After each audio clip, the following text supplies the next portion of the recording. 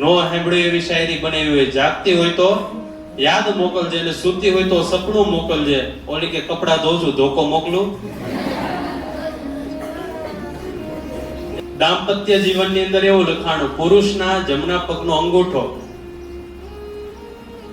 એ અંગૂઠો જો બાજુની આંગળી કરતા મોટો હોય તો ઘરમાં પુરુષનું રાજ ચાલે, અને એ અંગૂઠો બીજી આંગળી કરતા નાનો હોય તો ઘરમાં સ્ત્રીનું રાજ ચાલે.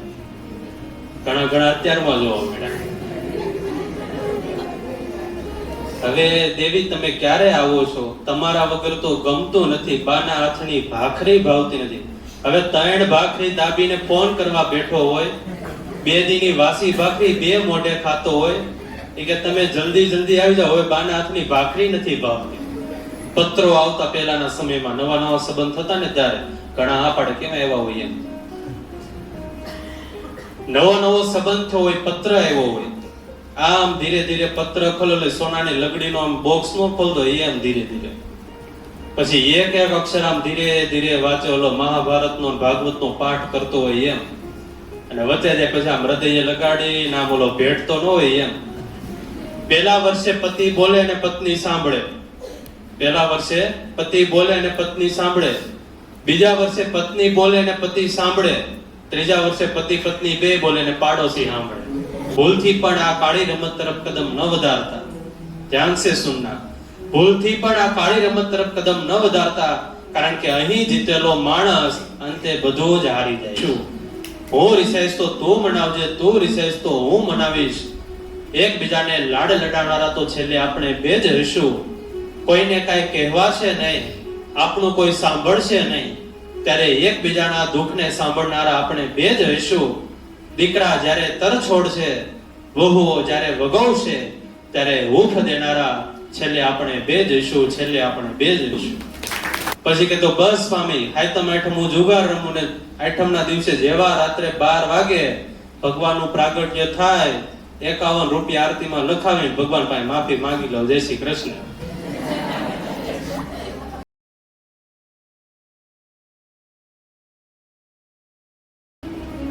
પરબ્રહ્મ પૂર્ણ પુરુષોત્તમ ભગવાન શ્રી સ્વામિનારાયણ, સદવિદ્યા સધર્મ રક્ષક પરમ પૂજ્ય ગુરુદેવ શાસ્ત્રીજી મહારાજ, પૂજ્ય ગુરુ મહારાજ, પૂજ્ય સ્વામી તેમજ મહારાજને વાલા સર્વે ભક્તજનોને ભાવથી જય સ્વામિનારાયણ. હરે હરે. ઇતિહાસમાં જેમનું સુવર્ણ અક્ષરે જીવન લખાયેલું છે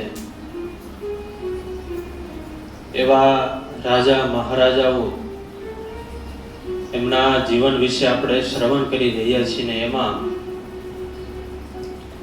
દાંપત્ય જીવન માટે આદર્શ કહી શકાય એવા નળ અને દમયંતીના જીવનનું આપણે શ્રવણ કરી રહ્યા હતા. નારદજીએ નક્કી કર્યું કે દમયંતીની પરીક્ષા લઈએ, અને ચારેય દેવતાઓ તૈયાર થયા છે. સ્વયંવરની શરૂઆત થઈ હતી ત્યાં સુધીની કથાનું આપણે શ્રવણ કર્યું હતું. સરસ મજાનો સ્વયંવર રચાણો અને દમયંતી 16 શણગાર સજીને આવ્યા છે, હાથમાં વરમાળા લીધી છે, અને આગળ સુદેવ બ્રાહ્મણ એક પછી એક બધા રાજાઓનો પરિચય આપે છે, એમના ગુણ વિશે વાત કરે છે, એના રાજ્યની વાતો કરે છે. એમ ચાલતા ચાલતા દમયંતી અને સુદેવ બ્રાહ્મણ એ નળ રાજા પાસે પહોંચ્યા, અને જ્યાં જોવે ત્યાં તો કેટલા નળ રાજા હતા? 5. એક સરખા 5 નળ રાજા ઊભા છે. દમયંતીને મનમાં ચિંતા થઈ કે આ 5 માંથી અસલી નળ રાજા કોણ? હંસે કહેલી વાત યાદ આવી કે જ્યારે દમયંતી તમારો સ્વયંવર રચાશે ત્યારે દેવતાઓ પણ આવશે, નળ રાજા જેવું રૂપ પણ ધારણ કરશે, પણ એને ઓળખવાનો ખાલી એક જ ઉપાય છે, અંતરિક્ષ રેશે ઊભા વળી એમની નિમેષ નવ મળતી. આમ તો દેવતાઓ અને મનુષ્યો બેની વચ્ચે ઘણા બધા એવા તફાવત છે કે એનાથી ખબર પડી જાય કે આ દેવતાઓ છે અને આ મનુષ્યો છે. સૌથી પહેલું, દેવતાઓને પડછાયો ન હોય અને મનુષ્યને પડછાયો હોય. બીજું, દેવતાઓને ક્યારેય આંખના પલકારા ન થાય અને મનુષ્ય થોડીક વાર અને થોડીક વાર આંખના પલકારા થાય, આંખો પટપટાવે. પછી દેવતાઓને પરસેવો ન આવે અને મનુષ્યને પરસેવો આવે. દેવતાઓને ફૂલની માળા હોય એ ક્યારેય કરમાય નહીં અને મનુષ્ય ફૂલની માળા પહેરે તો એ કરમાય નહીં. દેવતાઓ પાસે આપણે જઈએ તો દિવ્ય સુગંધ આવતી હોય અને મનુષ્ય પાસે સ્વાભાવિક એની શરીરની ગંધ આવતી હોય. દેવતાઓ લાંબા સમય સુધી યુવાન રહે, તેજસ્વી રહે અને મનુષ્ય એ સમય પ્રમાણે યુવાન પણ થાય અને વૃદ્ધ પણ થાય. આ મનુષ્ય અને દેવતા વચ્ચેના તફાવત થયા. હવે મનુષ્યની અંદર જ આ કેવા માણસ છે. સામુદ્રિક શાસ્ત્રમાં એવું લખાણું કે અમુક વાતો બાબતો એવી લખાણ, એના આધારે ખબર પડે કે આ માણસનું વ્યક્તિત્વ કેવું હોય છે. એવું લખાણું, જેનું કપાળ લાંબુ અને પહોળું હોય તો એ વ્યક્તિ ખૂબ બુદ્ધિશાળી હોય, વિચારશીલ હોય. પછી જેનો ચહેરો ગોળ હોય એ ખૂબ પ્રેમાળ હોય અને લાગણીશીલ હોય. જેની આંખો મોટી અને ચમકદાર હોય એ ઉત્સાહી અને પ્રામાણિક હોય. જેની આંખો નાની હોય એ તીક્ષ્ણ બુદ્ધિ વાળા હોય. પછી પગમાં એવું કીધું, પગનો અંગૂઠો હોય એની પછીની આંગળી, અંગૂઠો મોટો હોય અને 4 આંગળી નાની હોય તો એ વ્યક્તિ નેતૃત્વ કરે. પગની બીજી આંગળી મોટી હોય ને બાકી આંગળીઓ બધી નાની હોય, આમ ત્રિકોણ પડતો હોય તો પછી એ વ્યક્તિ બીજાને આધીન રહે. અને બધી આંગળીઓ એક સરખી હોય તો એને પુરુષાર્થ બહુ કરવો પડે. દાંપત્ય જીવનની અંદર એવું લખાણું, પુરુષના જમણા પગનો અંગૂઠો, એ અંગૂઠો જો બાજુની આંગળી કરતા મોટો હોય તો ઘરમાં પુરુષનું રાજ ચાલે, અને એ અંગૂઠો બીજી આંગળી કરતા નાનો હોય તો ઘરમાં સ્ત્રીનું રાજ ચાલે. ઘણા અત્યારમાં જોવા મળ્યા. શરીરના રૂવાડા હોય, એ રૂવાડાની અંદર એક છિદ્રની અંદર એક રૂવાડું હોય તો એ સામાન્ય માણસ. પછી ક્યાંક એકમાં બે છિદ્ર હોય તો એ બહુ બુદ્ધિશાળી હોય, ચતુર હોય. અને એકમાં 3 રૂવાડા હોય તો એ બહુ ડેન્જર હોય. આ બધી સામુદ્રિક શાસ્ત્રોની વાતો છે. આના આધારે માણસનું વ્યક્તિત્વ ઓળખાય. આ બાજુ દમયંતીને યાદ આવ્યું કે હંસે કીધું તો અંતરિક્ષ રહેશે ઊભા વળી એની નિમેષ ન મળતી. દેવતાઓ હોય એના આંખના પલકારા ન થાય, આંખો એ પટપટાવે નહીં. અને દમયંતી ઓળખી ગયા કે આ 5 માંથી જે વચ્ચે ઊભા છે એ નળ રાજા છે ને બીજા 4 છે એ દેવતા છે. સાચા નળ રાજાને ઓળખી જાય ને એને વરમાળા પહેરાવી દીધી. પછી તો નળ રાજા અને દમયંતીના ધામધૂમથી લગ્ન થયા. દેવતાઓ દમયંતીની આ ટેક જોઈને એમની ઉપર ખૂબ રાજી થયા અને નળ રાજાને વરદાન આપ્યા છે. સૌથી પહેલા ઇન્દ્ર મહારાજે વરદાન આપ્યું, નળ રાજા, હું તમને એક એવી કમળની માળા આપું છું કે લાખો વર્ષો પસાર થશે તો પણ એ કમળ ક્યારેય કરમાશે નહીં. બીજું એક એવું વરદાન આપું છું, એક એવો અશ્વ મંત્ર આપું છું કે એ મંત્ર બોલવાથી તમારો અશ્વ, તમારો ઘોડો એ 100 યોજનની ઝડપે દોડશે. હવે 1 યોજન એટલે 13 થી 14 કિલોમીટર. એવા 100 યોજન, 100 યોજન 1300 થી 1400 કિલોમીટર. એવો અશ્વ મંત્ર એકવાર બોલી જાય એટલે 1300 થી 1400 કિલોમીટરની ઝડપે ઘોડો દોડવા લાગે. એવો અશ્વ મંત્ર આપ્યો. અગ્નિદેવે વરદાન આપ્યું, નળ રાજા હું એક એવું વરદાન આપું, જ્યારે તમને અગ્નિની જરૂર પડે અને ત્યારે તમે મને યાદ કરશો તો ત્યાં અગ્નિ પ્રગટ થશે. બીજું, તમે અગ્નિમાં પડશો તો ક્યારેય દાઝશો નહીં, બળશો નહીં. અને ક્યારેક બહુ મોટી આગ લાગી હોય, વિકરાળ આગ લાગી હોય, ત્યાં તમે ખાલી ફૂંક મારશો તો તમામ અગ્નિ આગ છે એ ઠરી જશે. આવું અગ્નિદેવે વરદાન આપ્યું. પછી વરુણ દેવે વરદાન આપ્યું કે તમે જ્યારે મને યાદ કરશો તો હું જળ સ્વરૂપે ત્યાં પ્રગટ થઈશ અને તમારા હાથનો સ્પર્શ થતા સુકાયેલું વન એ પણ નવપલ્લવિત બનશે. અને પછી યમરાજા એને વરદાન આપ્યું કે નળ રાજા જ્યાં સુધી તમે જીવો ત્યાં સુધી નો મેડિસિન, તમે બીમાર જ નહીં પડો ક્યારેય. મોટું વરદાન આપી દીધું. તમને ક્યારેય એક પણ પ્રકારનો રોગ નહીં આવે અને તમારી અને દમયંતીની જોડી એક બંધ રહેશે. આમ ચારેય દેવતાઓએ નળ રાજાને વરદાન આપ્યા. અને પછી ચારેય દેવતાઓએ ભેગા થઈને દમયંતીને એક એવું વરદાન આપ્યું કે તમારા ડાબા હાથનો સ્પર્શ કોઈને થશે તો એ મરેલું મળતું હશે તો એ જીવિત થશે. અમૃત સ્ત્રવિયા કર, તમારા હાથમાંથી અમૃત વહેશે. કોઈ મરેલું હશે એના તમારા ડાબા હાથમાં એને સ્પર્શ થશે તો એ પાછું સજીવન બનશે. આવી રીતે ચારેય દેવતાઓએ દમયંતીને વરદાન આપ્યું. બીજી બાજુ નારદજી કળયુગ પાસે ગયા અને કળયુગને વાત કરી કે અરે કળયુગ, દમયંતીનો સ્વયંવર રચાણો છે અને તમે સ્વયંવરમાં નથી ગયા. કળયુગ કે નહીં, હું નથી ગયો. અરે મને તો એવા સમાચાર મળ્યા છે કે દમયંતી એ ઇન્દ્ર મહારાજ, અગ્નિદેવ, વરુણદેવ, યમરાજ કોઈને વરમાળા પહેરાવા માંગતા નથી, એ તો તમને વરમાળા પહેરાવા માંગે છે. નારદજીએ કળયુગને વાત કરી. કળયુગ કે તો હવે હું જાઉં. અને કળયુગ ગયો.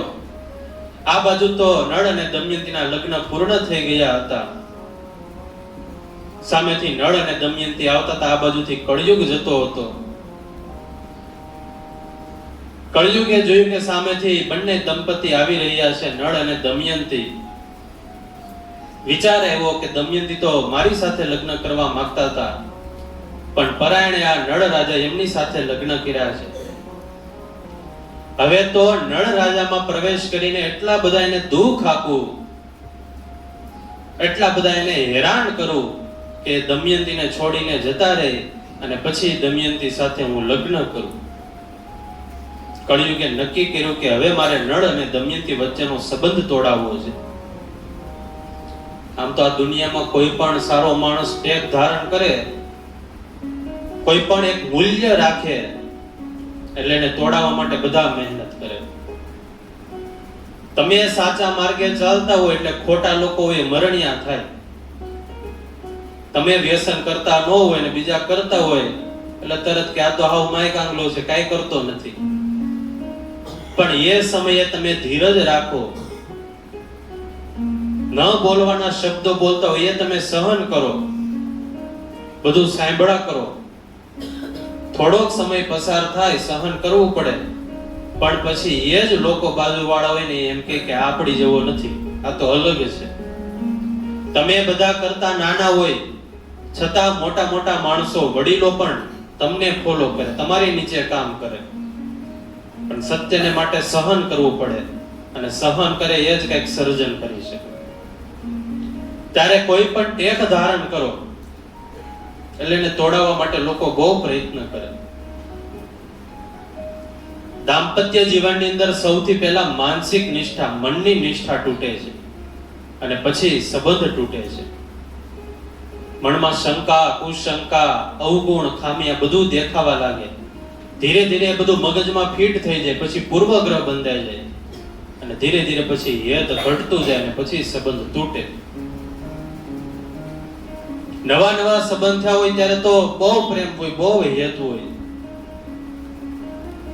જૂના જમાનામાં નવા નવા સંબંધ થતા ને ત્યારે આજની જેવો તો કઈ ટેકનોલોજી હતી નહીં, મોબાઈલ, ઇન્ટરનેટ, વોટ્સઅપ, પત્રો આવતા પહેલાના સમયમાં નવા નવા સંબંધ થતા ને ત્યારે ઘણા આ પાડે કેમ એવા હોય એમ. નવો નવો સંબંધ થયો હોય, પત્ર આવ્યો હોય, આમ ધીરે ધીરે પત્ર ખોલો એટલે સોનાની લગડીનો આમ બોક્સ નો ખોલતો એમ ધીરે ધીરે. પછી એક એક અક્ષર આમ ધીરે ધીરે વાંચો, ઓલો મહાભારતનો ભાગવતનો પાઠ કરતો હોય એમ. અને વચ્ચે જાય પછી આમ હૃદય લગાડી આમ ઓલો ભેટતો ન હોય એમ થાય ઓહો. પાછો પત્ર ધીરે એકથી હકેલી સુટકેસ હેઠે મૂકી દે.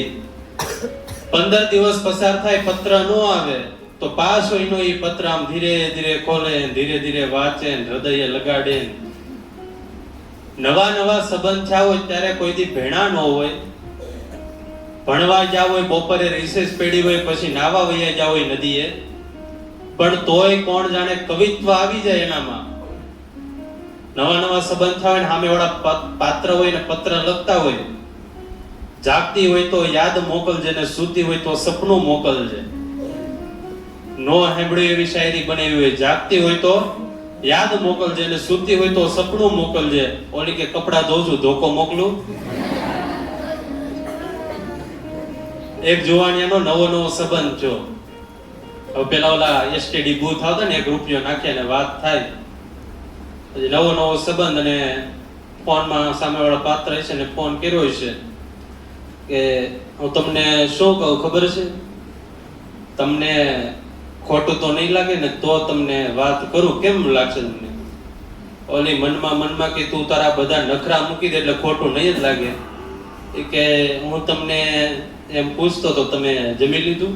હવે ઓલી ખાઈને બેઠી હોય તો એવો, અરે ના ના, તમે તો મારા પતિદેવ બનવાના છો, તમારા વગર તો મારે કેમ જમવું, તમારી વગર તો મારે સાંજ પડતી નથી. અને આમ કીધા તો આને અંદરથી ફુવારા ફૂટે.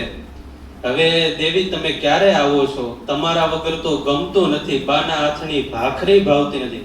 હવે 3 ભાખરી દાબીને ફોન કરવા બેઠો હોય, 2 દીની વાસી ભાખરી 2 મોઢે ખાતો હોય.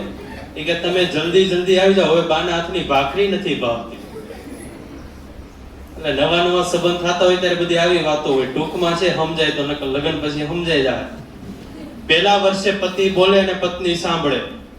પહેલા વર્ષે પતિ બોલે અને પત્ની સાંભળે.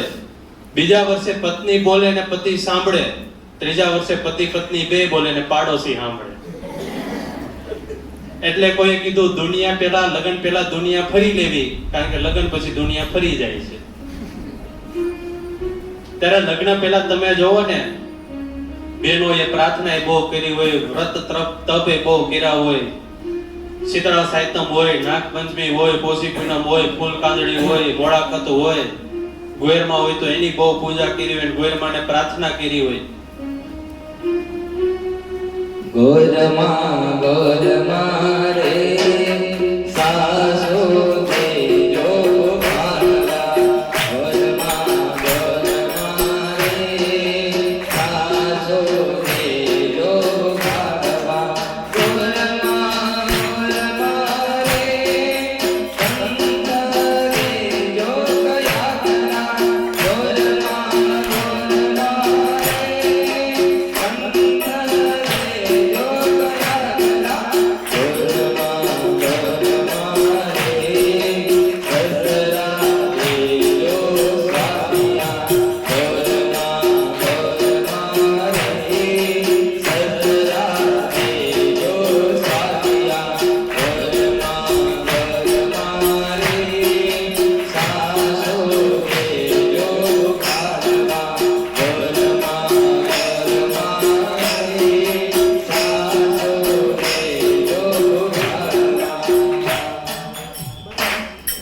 પહેલાના સમયમાં વડીલો દાદા હોય ને, મૂર્તિઓ જોવા જતા, અને દીકરી હોય એ ત્યાં ઊભી હોય અને દાદાને કે કેવો વર ગોતજો.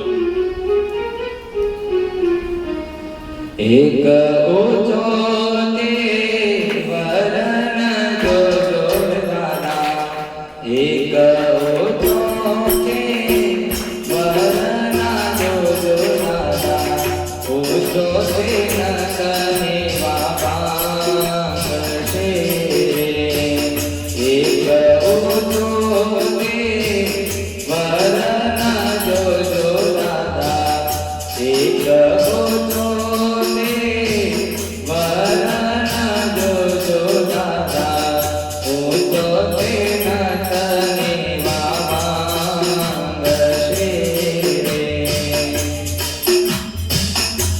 મને કે બહુ ઊંચો વર નહીં લાવતા, ઊંચો હશે ને તો આપણા ઘરના ટેવાય છે ને એટલે ભટકાય ને ભાંગશે. ઘણા માપદંડ નક્કી કર્યા હોય અવાથી અને વાજતે ગાજતે મોંઘેરી જાન જોડીને જાઓ. ઓડ પંખી આકાશમાં, પત્રિકા લઈ ચાંચમાં, પહાડ આવે તો પાર કરજે, મંદિર આવે તો દર્શન કરજે, નદી આવે તો સ્નાન કરજે, અને અમારા સગા સંબંધી મળે તો એને કહેજે અમારા મામા તથા કાકાના લગ્નમાં જરૂર ને જરૂર આવજો. કેવા કેવા ટહુકા લેખાઓ. સમયની ઘડી છે ન્યારી, કુદરતની કૃપા છે પ્યારી, અને આનંદ છે અમોને, રાહ જોઈ રહ્યા છીએ તમારી. તો હવે કરો ને અમારા કાકાના લગ્નમાં આવવાની તૈયારી. એટલે દીકરી કે દાદા બહુ ઊંચો વર નહીં ગોતતા, ઊંચો વર હશે તો આપણા નેવા ભાંગશે, અને બહુ નીચોય નહીં લાવતા. એક નીચો છે વરણ જો દાદા, એક નીચો છે વરણ જો દાદા, નીચો તે નીચે કે આવશે રે, નીચો તે નીચે કે આવશે રે. બહુ નીચોય નહીં ગોતતા, નકર ઠેબે આવશે. જરા બી અનેક પ્રાર્થનાઓ કરી હોય અને પછી 6 મહિના 9 મહિના વર્ષ 2 વર્ષ પસાર થાય, ભેગા રહેવાનું થાય. આમ તો વડીલ સંતો કે વાસણ ભેગા રહે એટલે ખખડે તો ખરા, વાસણ ભેગા રહે એટલે ખખડે તો ખરા, પણ ઘોબા પડવા જોઈએ નહીં. કારણ કે જેમ ભેગું રહેવાનું થાય, સાથે રહેવાનું થાય, એકબીજાના સ્વભાવ ઓળખાય, એકબીજાના અવગુણ દેખાય, એમ પછી સંબંધોમાં તિરાડ પડવાનું શરૂ થાય. એટલા માટે એક નિષ્ઠાનું કીધું છે. એકવાર નક્કી કર્યું કે આ મારા પતિ અથવા તો આ મારા પત્ની, પછી એક નિષ્ઠા. પહેલી વાર જેટલું નક્કી કરો એટલું નક્કી કરી લેવા, પછી એકવાર સંબંધ બંધાણો એટલે લાઈફ ટાઈમ પછી એમાં કોઈ ફેરફાર નહીં. આ બાજુ નળ અને દમયંતીના સંબંધ અને દમયંતીની ટેક જોઈને કળિયુગે બંનેના સંબંધ તોડવાનો નિર્ણય કર્યો છે. નળ રાજાનું જીવન એટલું બધું પવિત્ર હતું, સાત્વિક હતું કે કળિયુગનો એની અંદર પ્રવેશ થઈ નહોતો શકતો.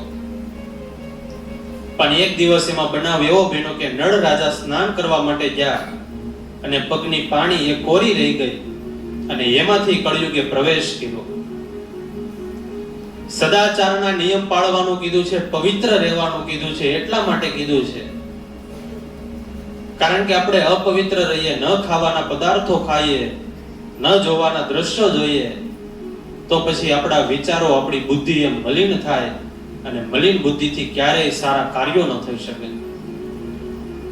આ બાજુ નળ રાજાના પગની પાણી કોરી રહી ગઈ, અપવિત્ર રહ્યા, અને કળિયુગે ત્યાંથી મનમાં પ્રવેશ કર્યો. ધીરે ધીરે નળ રાજાના બધા વિચારો બદલાવા લાગ્યા. બીજી બાજુ કળિયુગે દ્વાપરની સહાયતા લીધી. બંને બ્રાહ્મણોનો વેશ ધારણ કરીને ભાઈ પુષ્કર પ્રધાન જ્યાં તપ કરતા હતા ત્યાં બંને બ્રાહ્મણો પહોંચ્યા.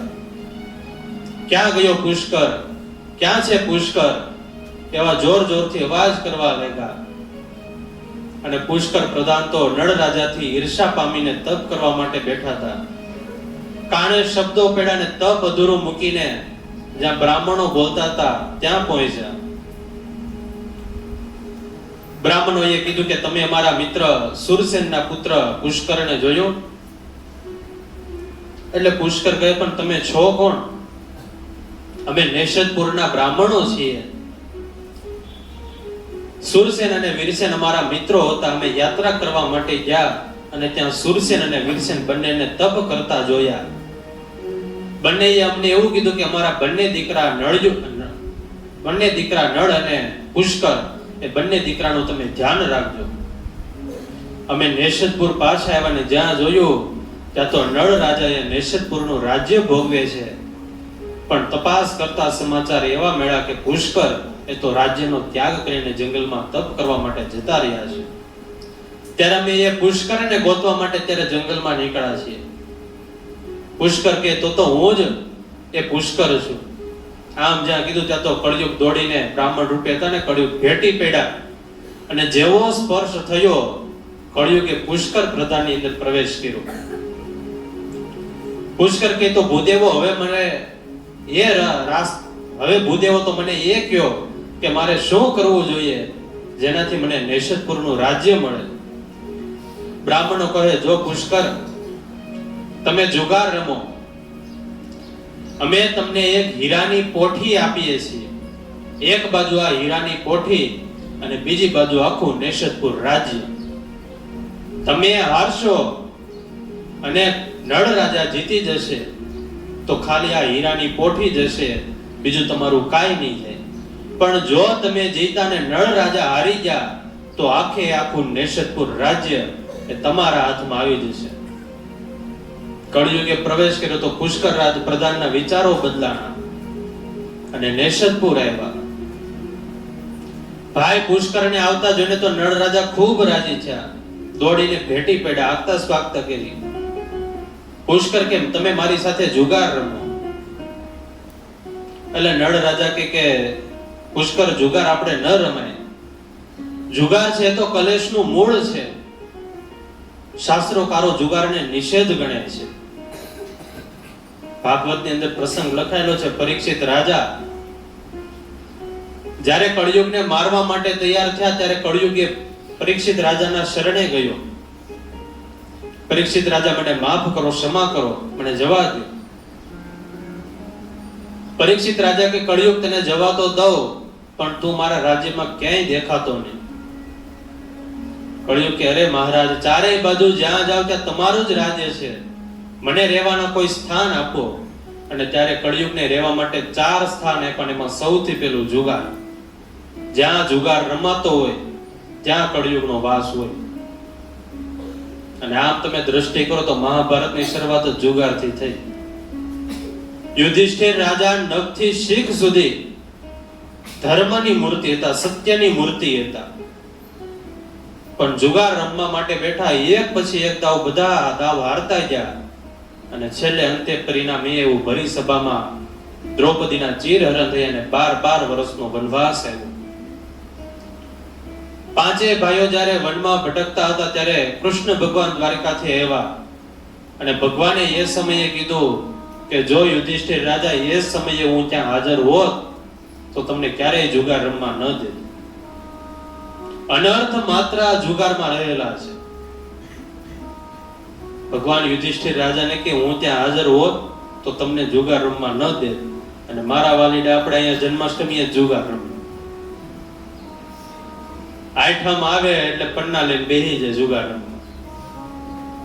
એક ભાઈ મને વાત કરતા હતા કે સ્વામી અમારે કે જન્માષ્ટમી જાય, આઠમ જાય પછી અઠવાડિયા સુધી જમવામાં કે રોજ કઠોળ જ આવે, શાકભાજી જોવા જ ન મળે. મેં તો એવું કેમ? કે શાક લેવા માટે કે લીલોતરી શાક લેવા પૈસા આપીએ તો કે ઓલા જુગારમાં હારે તો અઠવાડિયા સુધી ચૂકવણું બાકી, દી બધા પૈસા ન્યા આપી. અઠવાડિયા સુધી ચૂકવણું હાલે જુગારનું. એકવાર એક મને જોવાને આમ થોડોક લાગ્યો સજ્જન, મને એમ જો થોડીક હિતની આપણે 2 વાતો કરીએ. એટલે મેં કીધું આપણે જુગાર રમવો ન જોઈએ. મેં મહાભારતની અંદર યુધિષ્ઠિર રાજા જુગાર રમવા કેટલું બધું દુઃખ આવ્યું, વનવાસ આવ્યો, દ્રૌપદીના ચીરહરણ થયા, બધું હારી ગયા, કેટલું બધું દુઃખ કષ્ટો આ બધું ભોગવડો. 1.5 કલાક તો મેં મહાભારતની વાત કરી. બધું ભગવાને ના પાડી જુગાર ન રમવો જોઈએ. એમાંય જન્માષ્ટમી એ તો નો જ રમાય. કેવો પવિત્ર દિવસ, ભગવાનનો જન્મ દિવસ, એ દિવસે તો નો જ રમાય.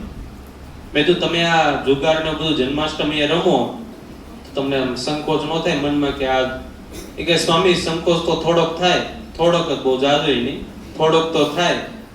પણ તમે નહોતું કીધું કે જન્માષ્ટમી હોય, ભગવાનનો જન્મદિવસ હોય, એ દિવસે ઠાકોરજીને પ્રાર્થના કરીએ, ઠાકોરજીનું ભજન કરીએ તો ભગવાન આપણી ઉપર બહુ રાજી થાય, આપણે માફી માંગીએ તો બધા ગુણ આપણા માફ કરી દે. ઘડીક તો મને મનમાં એમ છે ઓહો આને કેટલો હારા વાતો, બધી નાની નાની વાત યાદ રાખી, કેટલું સારું કે બધું આ મેં કીધું તું. પછી કે તો બસ સ્વામી આઠમ હું જુગાર રમું ને આઠમના દિવસે જેવા રાત્રે 12 વાગે ભગવાનનું પ્રાગટ્ય થાય 51 રૂપિયા આરતીમાં લખાવીને ભગવાન પાસે માફી માંગી લો. જય શ્રી કૃષ્ણ. 1.5 કલાક મહાભારતની વાત કરી, એ યાદ ન રાખી અને આ યાદ રાખી. જિંદગીની સાચી કમાણી પલભરમાં ધોવાઈ જાય છે. જુગારના રસ્તે ચાલનાર આખરે એકલો પડી જાય છે. ભૂલથી પણ આ કાળી રમત તરફ કદમ ન વધારતા. ધ્યાન સે સુનના. ભૂલથી પણ આ કાળી રમત તરફ કદમ ન વધારતા, કારણ કે અહીં જીતેલો માણસ અંતે બધું જ હારી જાય છે. અહીંયા કદાચ જીતી જાય, આપણને એમ લાગે જિંદગી આને આખી લીલા લહેર કર્યા, પણ અંતે બધું જ, ઈ તો મૃત્યુ જ્યારે આવે ત્યારે પછી યમરાજા લેવા આવે અને ન્યા પછી નરકમાં બધા દુઃખ ભોગવવા પડે, એની વાત નથી. ત્યારે આ બાજુ નળ રાજાએ કીધું, પુષ્કર, જુગાર એ કલેશનું મૂળ છે. શાસ્ત્રોકારો જુગારને નિષેધ ગણે છે. પુષ્કર કહે, અરે જુગાર કલેશ હોય કે કંકાસ, તમે મારી સાથે જુગાર રમો, નહીતર પછી હું પાછો જંગલમાં જતો રહીશ. નળ રાજા ખૂબ સમજાવવાના પ્રયત્ન કરે, પણ પુષ્કર તો હઠ લઈને બેઠા છે, મારે જુગાર રમવો જ છે. નળ રાજા કે, પુષ્કર, જો તારે રાજ્ય જોતું હોય, રાજગાદી જોતી હોય તો તને રાજગાદી આપું, તને રાજા બનાવું, હું પ્રધાન બનું, કદાચ તું કે તો તારો નોકર બનું, પણ તું આ જુગાર રમવાનું રહેવા દે. કોઈ પણ વાત પુષ્કર પ્રધાને સમજવા તૈયાર થતા નથી અને પછી અંતે નળ રાજાએ જુગાર રમવા માટે તૈયાર થાય છે. પુષ્કરે કીધું કે જો જુગારમાં હું હારી જાઉં તો આ હીરાની કોઠી હું તમને આપીશ, અને જો તમે હારો તો આખું નેશદપુર રાજ્ય મને આપી દેવાનું અને તમારે જંગલમાં જવાનું રહેશે. નળ રાજા તો પવિત્ર સાત્વિક જીવન જીવનારા હતા, પણ કળિયુગનો પ્રભાવ હતો. મતિ ફરી ગઈ, બુદ્ધિ ફેરી અને જુગાર રમવા માટે બેઠા. આખા નગરમાં અમંગલ વાતાવરણ સર્જાવા લાગ્યું. ધરતી કંપથી ધરતી ધ્રુજવા લાગી. ક્યાંક ક્યાંક આકાશમાંથી રક્તના બિંદુઓ પડવા લાગ્યા. નગરના સજ્જન લોકો તેના અપશુકનો દેખાવા લાગ્યા અને જુગાર રમવાનું શરૂ કર્યું. એક પછી બધા જ દાવ નળ રાજા હારતા જાય છે. દાસીએ જઈને દમયંતીને સમાચાર આપ્યા કે નળ રાજા જુગાર રમવા માટે બેઠા છે ને એક પછી એક બધા દાવ જુગારમાં હારતા જાય છે. દમયંતીએ કીધું, દાસી, તું જઈને મહારાજને સમાચાર આપ. આ મહારાજને ફસાવવા માટેનું કાવતરું છે. મહારાજને કે જુગાર ન રમે. પણ જ્યાં આ બાજુ દાસી કેવા આવે એની પહેલા તો નળ રાજા આખું રાજ્ય હારી જતા અને રાજગાદી ઉપર પુષ્કરને બેસાડી દીધા હતા. રાણીવાસમાં દમયંતીને સમાચાર મળ્યા કે નળ રાજા બધું જ હારી જાય છે. ઉતાવળા પગે દમયંતી રાજમહેલમાં આવ્યા. નળ રાજાએ વાત કરી કે દમયંતી, હું જુગારની અંદર બધું જ આખું રાજ્ય હારી ગયો છું. આજથી આ પુષ્કર આ નિષદપુરનો રાજા બને છે. હું જંગલમાં જાઉં છું, તમે અને બાળકો તમારા ઘરે પિયરમાં જાઓ. દમયંતી કે, અરે મહારાજ, તમે મારા પતિદેવ છો, રાજા છો. તમે જંગલમાં જતા હોય તો પછી મારાથી અહીંયા કેમ રહેવાય, મારાથી ઘરે કેમ જવાય? હું પણ તમારી સાથે જંગલમાં આવીશ. પણ દમયંતી, જંગલમાં કેટલાય વિઘ્નો હોય, દુઃખો હોય. તમે મહારાણી છો, એની વચ્ચે કેમ રહી શકશો? અરે મહારાજ, અહીંયા રાજમહેલમાં રહેવાનું થતું હોય ને કદાચ તમારો વિયોગ હશે તો રાજમહેલનું સુખ પણ મારા માટે નરક તુલ્ય છે. અને કદાચ નરકનું દુઃખ આવી પડે, પણ જો તમારો સાથ હશે તે નરકનું દુઃખ પણ મારા માટે સુખ બની જશે. હું તમારી કાયા છાયા છું. જ્યાં તમારી કાયા હોય ત્યાં જ તમારી સાથે હું આવીશ. માટે તમારી સાથે જંગલમાં રહેવું એ મને વધારે યોગ્ય લાગે છે. આમ તો ગૃહસ્થ જીવનની અંદર પતિને જો પત્નીનો ટેકો હોય અને પત્નીને પતિનો સાથ હોય તો ગૃહસ્થ જીવન એ સરળતાથી પસાર થાય અને જીવન જીવવાની મજા આવે. કારણ કે આ દુનિયાની અંદર પતિ પત્નીનો એક સંબંધ એવો છે કે એમાં સૌથી વધારે એકબીજાની સાથે રહેવાનું થતું હોય. ભાઈઓ હોય તો એ સમય જાય તો નોખા થઈ જાય, અથવા તો લગ્ન થાય પછી ઓછું રહેવાનું થાય. મા બાપ હોય તો એની ઉંમર થાય તો એ પણ જતા રહે. પણ પતિ પત્નીનો એક એવો સંબંધ છે કે લગ્ન થાય ત્યારથી જીવનના છેલ્લા શ્વાસ સુધી એકબીજાની સાથે રહેવાનું થતું હોય. અને એટલે કોઈએ સરસ પંક્તિ લખી પતિ પત્નીના સંબંધ માટે, ભલે ઝઘડીએ, ક્રોધ કરીએ, એકબીજા પર તૂટી પડીએ, પણ છેલ્લે એકબીજાને સાથ દેનારા આપણે બે જ રહીશું.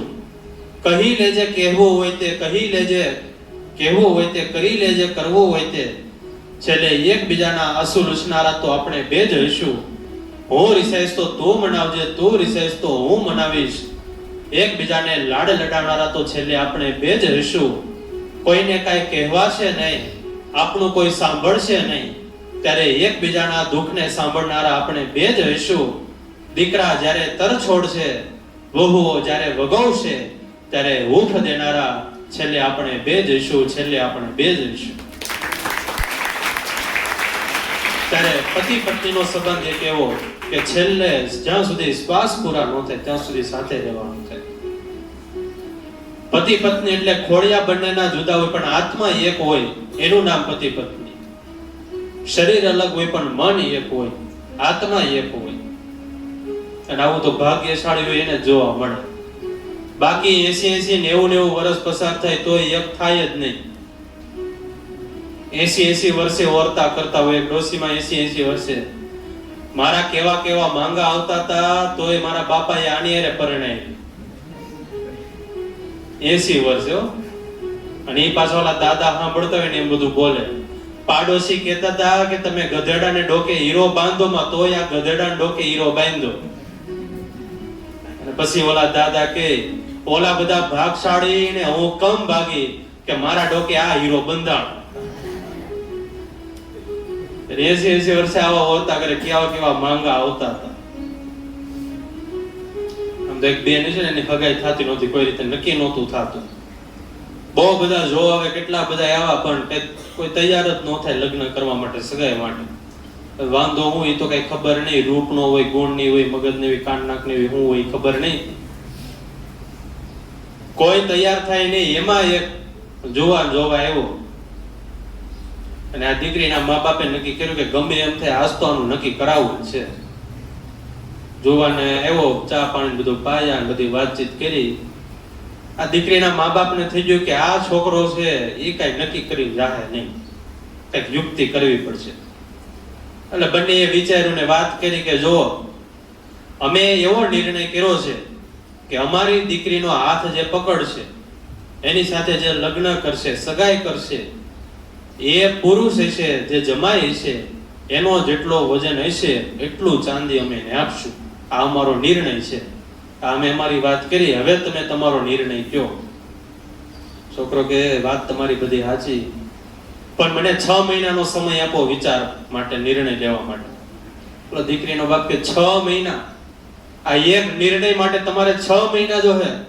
નિર્ણય તો 1 મિનિટમાં લેવાય જાય, વજન વધારવા તો 6 મહિના જોહે ને મારે. ત્યારે પતિ પત્નીનું દાંપત્ય જીવનનો સંબંધ એવો છે જેમાં એકબીજાના સુખ દુઃખના ભાગીદાર બનતા હોય છે. આ બાજુ દમયંતીએ નળ રાજાની સાથે જંગલમાં જવાનો નિર્ણય કર્યો છે. પુષ્કરે હુકમ કર્યો કે આજથી આ નળ અને દમયંતીને કોઈ પણ એક અન્નનો કણિકો પણ આપતા નહીં. જે પણ એને અંજળ આપશે, મદદ કરશે, આશરો આપશે તો એને મૃત્યુદંડ ભોગવવો પડશે. નળ અને દમયંતીના રાજાશાહી પોશાક ઉતારી દીધા અને સાદા વસ્ત્રો પહેરાવવામાં આવ્યા અને બંને રાજમહેલનો ત્યાગ કરીને જંગલ બાજુ ચાલતા થયા. જે અત્યાર સુધી રાજની દોમદામ સાહેબીની અંદર રહેતા હતા એને આજે જંગલમાં ભટકવાના દિવસો શરૂ થયા છે. પાણી માંગે ને દૂધ હાજર થાય એની બદલે આખા રાજ્યમાં આજે કોઈ અન્નનો કણિકો પણ આપવા માટે તૈયાર નથી. હજારો દાસ દાસીઓ ખડે પગે સેવામાં હોય, હાજર હોય. એના માટે આજે એના બદલે આજે નળ અને દમયંતીને એકલા ભટકવું પડે છે. ત્યારે જમીન ઉપર ઉઘાડા પગે પગ નો મૂક્યો હોય. આજે પગમાં પહેરવા માટે કાંઈ પણ નથી ને ખુલ્લા પગે જંગલમાં ચાલ્યા જાય છે. કાંટા વાગે, કાકરા વાગે અને પગે લોહી લુહાણ બન્યા છે. અને એમાં દમયંતીને ખૂબ તરસ લાગી. ચારે બાજુ જ્યાં નજર કરે ક્યાંય પાણી દેખાય નહીં. કોઈ જળાશય આવે, તળાવ આવે, કૂવો આવે, એમાં જોયું તો એમાં પાણી દેખાય નહીં. કારણ કે જ્યાં જ્યાં નળ અને દમયંતી જાય ત્યાં ત્યાં કળિયુગ પહોંચી જાય અને એ જળ એને સૂકવી નાખે. વૃક્ષ ઉપર ફળ અને ફૂલ દેખાતા હોય એ તોડવા માટે જાય તો ફળ અને ફૂલ એને અદ્રશ્ય કરી નાખે. અને આવી રીતે નળ અને દમયંતીના જીવનની એક પછી એક દાંપત્ય જીવનની કસોટીઓ હવે શરૂ થઈ છે. હજી એનું દાંપત્ય જીવન અધૂરું છે, બાકી છે. એ હવે આપણે આવતી સભામાં શ્રવણ કરીશું. આજની સભાને અહીંયા વિરામ આપી. સહજાનંદ સ્વામી મહારાજની